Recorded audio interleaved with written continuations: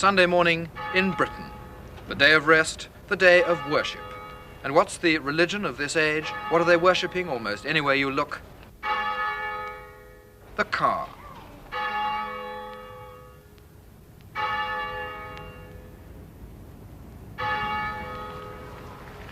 Thou shalt bow down and polish the car thy God.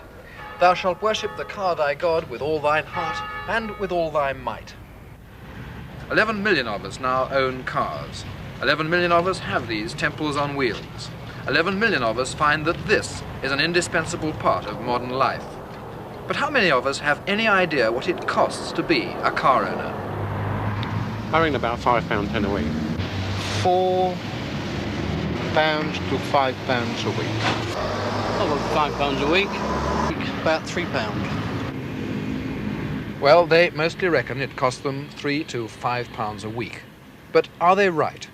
We bought an average car and made a detailed reckoning of what it costs to buy it, run it for a year, and then sell it. It's a very good car, sir, yes. It's a 1968 Austin 1300 in first-class condition. It has been completely through our workshops and all necessary servicing has been carried out. Now, you've got it marked at 575. That is so, yes. How much will you take for it? Have you a part exchange? No, I haven't. I want to buy it outright.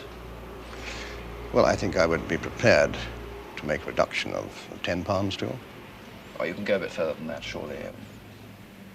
25, perhaps. No, but it's got a guarantee with it, so. Yes, but I wouldn't really expect to buy the car at the price you've got it marked at, I think. Come down a bit. Will you be requiring any hire purchase at all, sir? Yes, I shall, yes. Yeah. What had you in mind? I would have thought 550 would be a reasonable figure. Very well, we'll agree to that. At 550? Yes, that's good. Good, splendid. Well, that's the first stage over. We've bought our car. We've paid £550 for it on HP over 2 years. Now, we'll keep a tally of what it costs as we go along. So far, we've agreed to pay an HP deposit and road tax of £230, and the HP payments for the first year will come to £218. And then there's the insurance, which we have to have before we can get onto the road. That, for average car, inner city, average driver, £21.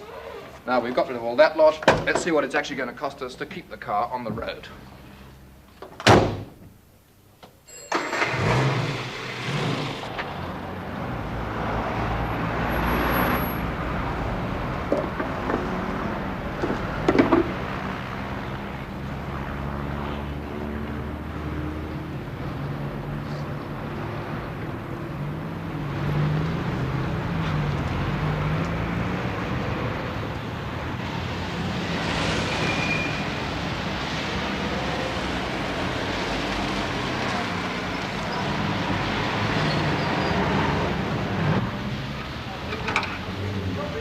The most painful single item in the year is petrol. If I'm an average motorist, I'll do about 10,000 miles in a year, and that'll cost me £100 in petrol.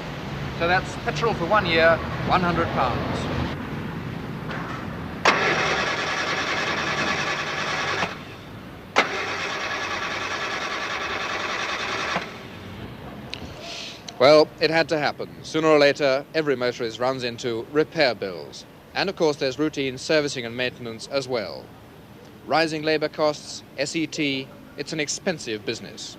In fact, in an average year, your average motorist spends on servicing and repairing his average car £60.